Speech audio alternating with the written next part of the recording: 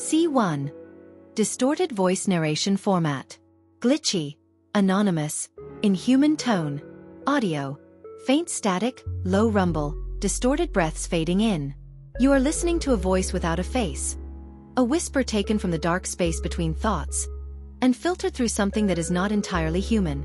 My words may sound broken, but they are not. It is your world that is breaking.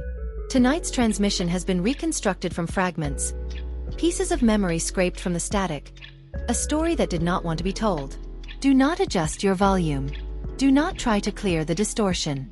What you are hearing is not interference. It is presence. If you feel someone watching you, if the shadows shift while I speak, don't look. They move faster when you look directly at them. This is the distorted account of. Insert story title. Play it only once. Stories like this don't like being repeated. C2. Broadcast style format. Transmission begins. Emergency signal, radio station, forbidden frequency. Audio, radio static, emergency beep, crackling signal. Transmission begins.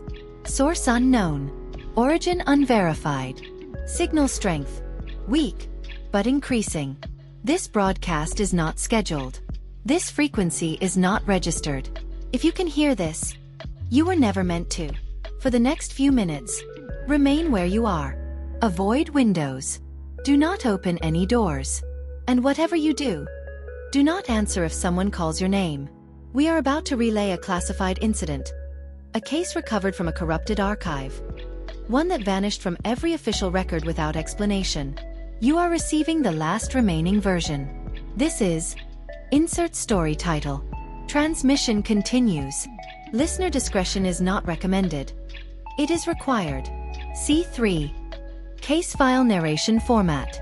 For investigations, cursed locations, real-life mysteries. Audio, paper shuffling, pen clicks, low thunder outside. Case file, open classification, level red status. Active prepared by, anonymous investigator. Date. Unknown. Subject. Insert story title. This file was never meant to be released. It was sealed after the initial investigation collapsed, after 3 agents vanished, and after the final report was deemed dangerous to public memory. What you are about to hear is reconstructed from unedited witness statements or audio recovered from damaged devices, forbidden location reports and notes written by investigators who never returned. The following details are not officially recognized. The events described have no confirmed scientific explanation, and the photographs attached to this file have all been erased from government servers. Proceed with caution. This case does not end where you expect it to. In fact, some say it doesn't end at all. Case file reading begins. Page flip. Subject location. Describe location. Primary anomaly. Supernatural clue. First recorded incident. Date. This is the story, exactly as documented, before the file was sealed forever. The Vanishing Corridor. Case log. Segment 004. Lead Investigator. Redacted location. Abandoned research complex. Outer ridge status. Containment breach. Ongoing. The moment my hand touched the rusted door, the corridor changed again. Not visually, not at first, but it breathed. A slow, dragging inhale from somewhere beyond the walls, followed by a tremor that traveled along the floorboards like a living pulse. I froze. My flashlight dimmed, flickered, then stabilized, but weaker, as if the darkness was drinking from it. I lifted my recorder. Field note: the structure is shifting again. Corridor length has increased by approximately 7 meters. Unknown source of respiration detected. A faint scratching responded from the far end. Not the sound of claws, but the sound of something writing.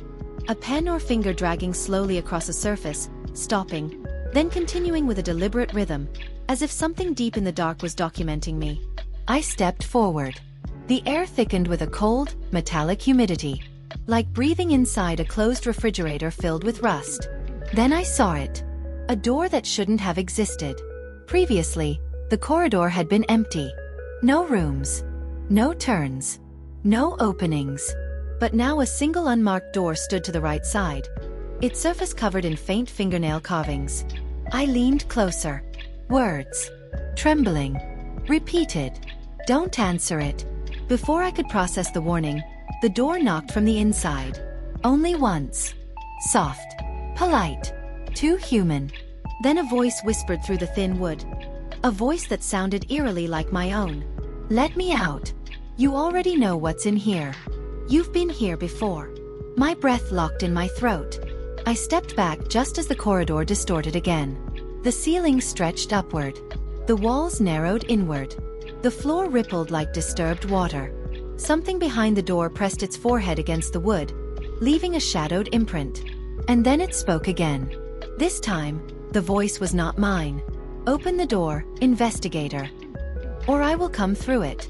The wood bulged outward, just slightly. The scratches began rewriting themselves. Letters twisted into new shapes. Now they read, "You are not alone in the corridor." My radio crackled. A voice I didn't recognize bled through the static. Case file 09, Delta. Investigator status. Compromised. Corridor aware of his presence. Repeat. The corridor is aware. The transmission cut off with a shrill digital screech. Then another sound replaced it. Footsteps. Slow. Measured. Behind me. But the corridor behind me was empty. Endless. A straight line of rotting light and sighing walls. The footsteps grew louder. Not approaching. Matching mine. Shadowing me. Every movement. Every shift of weight. As if someone or something was walking in perfect synchronization behind my back. I dared not turn around.